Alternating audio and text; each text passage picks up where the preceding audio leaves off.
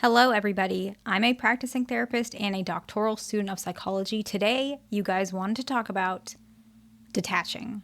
I think particularly one of you guys asked for like an anxious preoccupied, but I know a lot of people who watch my videos are also fearful avoidant. So this is just for anybody who's likely with a dismissive avoidant or fearful avoidant partner.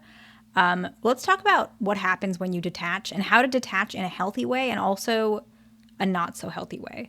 I think this is very important because the word detachment is thrown in a lot of different directions. I actually want to talk about unhealthy detachment first because I think that that's more risky because you can actually lose a relationship. And then we're going to talk about healthy detachment so that you can get some of what you're looking for, okay? So when you do any sort of unhealthy detachment, typically it's like you're trying to play a game of some sort, okay?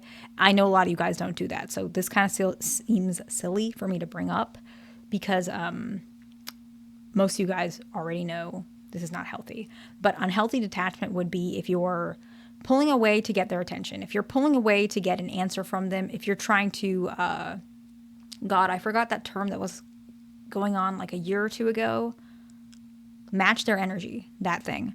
That's not always healthy because it's going to keep them stunted in their behaviors and you stunted in your behaviors. We want to grow, not play games, okay? So matching energy, my perspective is kind of like playing games. And what I see is when you do any of those things, what happens is initially your partner may sense that initial loss and they may try to reconnect. Then what happens is it creates this cycle because it's a common cycle for anxious and avoidant. What happens is you detach to try and get some attention. They try and chase you just a little bit, but then they go back to their regular pattern and then you get frustrated, you do the same thing, but over time they stop chasing because they're frustrated and annoyed. And then you start feeling like you need to do more. So maybe ultimatums start coming out and more types of things start showing up, picking fights, whatever it may be. And then it creates more and more frustration. What happens is the avoidant actually may emotionally shut down because they're actually afraid of losing you when you're playing these games. So they're going to be even less attached to you because they're trying to not feel the pain of you possibly leaving when you're playing these games. And so they're actually pulling away emotionally from you. They're letting go of you emotionally. And this is not what you want, right? Because they're learning to get over you. They're moving on from you, okay? What happens is some avoidance, this is more common with fearful avoidance, they may lie about their feelings to maintain the relationship equilibrium, especially when confronted about their detachment. So what ends up happening is you might see, this is just a pattern, they might be a little bit confused. And so they may ask for clarity. And so what ends up happening is if your partner is asking for clarity about your detachment, this is actually a good thing. This means that your partner is a little bit closer to healing. And what I would like, it would be helpful for you guys, you can mention, I'm feeling X, Y, and Z. And this is why. You don't want to continue to play games. If they do ask for clarity, this is a sign that you guys can actually use whatever detachment was occurring, whether it's unhealthy or healthy, to add connection. Whereas an unhealed avoidant or one that's very far from their healing journey, they might actually react with a lot of annoyance or games or whatever it is, and that's just not healthy for the relationship, okay? So when detachment is justified, okay? When it's justified and genuine, avoidance typically can tell, and actually, avoidance may strive to improve the relationship. And so playing games is not going to be helpful. But if it's not playing games and there's some sort of you trying to heal, then usually it's not going to end in an unhealthy way. It's going to end in a healthy way where both you guys can learn to heal. So let's talk about the main point of what you guys were asking about, healthy detachment, okay?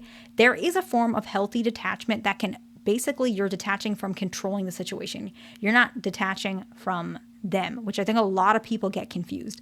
Healthy detachment is you detaching from your own attachment issues, not them, your own issues, okay? And this can help all relationships. So let's talk about what that looks like, okay? The first one is detach from the need of control. You want to try and let go of how you manage your partner, how they think, how they feel, how they behave. You want to detach from that need of control.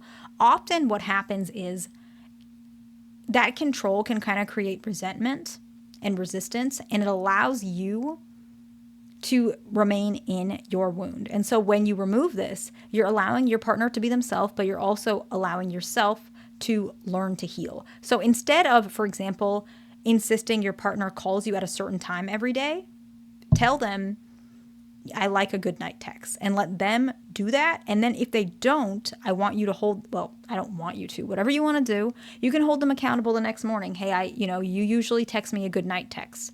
Is everything okay? Just so you can prompt them, because that doesn't mean you can't speak up for your feelings. A lot of people think, oh, just let them be and then stop talking to them. How are you going to have a relationship if you do that? That's not healthy, okay? Give them an opportunity to prove you wrong or right, and then you're still allowed to have your needs met. Communicate, right? And if they can't meet that, then you have to mention whatever it is on your end. Maybe you need to pull away from your expectations momentarily, not entirely, maybe 6 months to a year, and then revisit it, okay? That's usually the best option. Now, the next one is you want to detach from your over-dependence, okay? Some of you guys are not over-dependent. Some of you guys just tell yourself that you are. I know a lot of you guys are fearful avoidant, and fearful avoidants do this a lot. They think they're more needy than they are because they have trauma from caregivers, and a lot of you guys come from abusive homes. Be careful with this one, because if you're not over-dependent, this is just going to make your avoidant side of your fearful avoidant side worse. So don't do this, okay? Be careful. You just try and pay attention. Are you genuinely over-dependent? Has your partner said that you are? Or is it some thought that you have from your neglect and abuse from childhood? So just be mindful, okay? Do this only if it fits you, okay? You want to regulate your overdependence by trying to not make your partner or you be responsible for your partner's happiness, or them not be responsible for your happiness. You guys are responsible for your own happiness, but the relationship can also make you guys happy. But the individuals it doesn't work like that, okay? So you want to be responsible for your happiness, for your self-worth, and your emotional regulation. If your partner said something that's hurtful to you, you can tell them, but you also need to take a moment to regulate yourself, okay?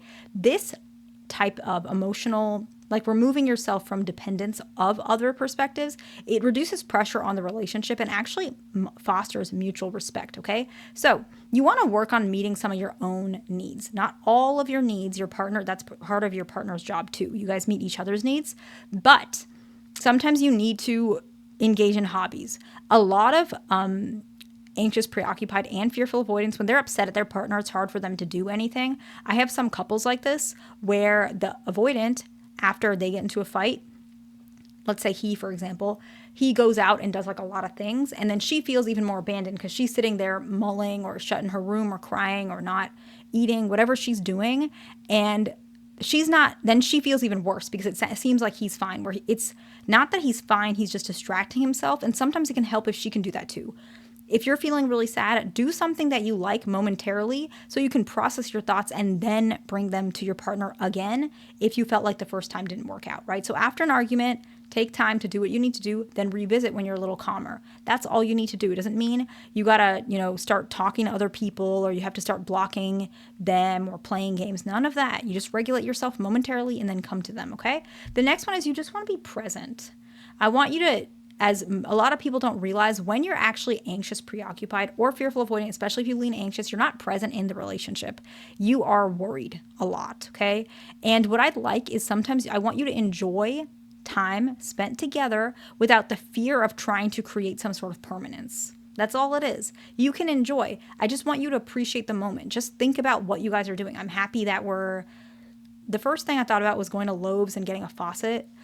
Yeah, that's probably not the most fun thing, but I have one of my sinks is like dripping right now, and my partner is saying I need to go get a new faucet and we need to change that. I have been procrastinating on that. I don't like going to Lowe's. I don't like it. It's just weird. It's loud. It's a very big store, or Home Depot. And my dad was always in that store growing up. He loves building. And now we got to do this faucet, and I'm procrastinating. I don't procrastinate typically, but stuff like this I do. So that was the first thing I was thinking about. But let's say you guys are going to Lowe's and getting a faucet. That's not very romantic.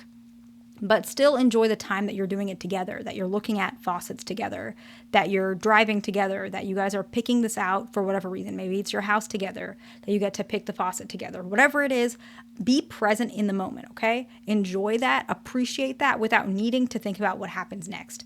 After this faucet, whatever, maybe you're thinking about, are we going to do this? Are we going to do that? Just enjoy the moment, okay? For us, he wants to get pumpkins or something at a pumpkin patch. We're probably going to do that. But if we don't, it's okay too. That's not a good example because this is not the issue that we're struggling with, but it's the only example I had in my head, okay?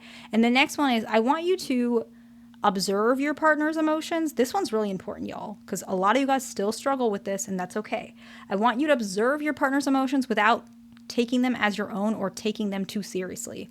Now, I know this because I used to be avoidant.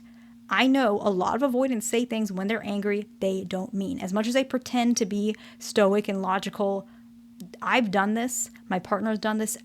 Almost every avoidant I've ever seen does this, and we hate that we do this, but we don't like to admit it, okay? A lot of times they might say something like, back off, or I don't want to, hear what you're saying, or don't tell me what to do. When they're not mad, they're not going to say that. So take that in and be rational. They always call you emotionally charged or whatever. Understand that they are too. Even if they pretend they're not, they are. In your mind, you don't have to tell them out loud. Realize, okay, they're probably they're in their mood, right? They're saying things they don't mean. Label it what it is and don't absorb it. When they say, back off, I don't need anybody, don't take that personally. You can address it to them. Hey, you said this. Did you mean it? Hopefully they'll admit, no, I didn't mean it. I was just mad. Let them clear that up, but don't take it personally because it's going to hurt you and you're going to start hurting the relationship when it was just an overreaction on their part, okay? So then what are the healthy types of detachment and what does it do for the relationship? So we're going to summarize how it benefits the relationship is it actually helps your partner to have increased effort because they feel like your detachment is justified. Basically, you're becoming healthier and they may strive to improve the relationship too because they want to also be healthy. Subconsciously, that's kind of what's happening. So what you can do is detach from the need of control, detach from over-dependence, be present in the relationship without worrying too much about the future, and observe their emotions without absorbing them, okay? I hope this video is helpful to somebody. Please like, subscribe. I'll see you in the next one.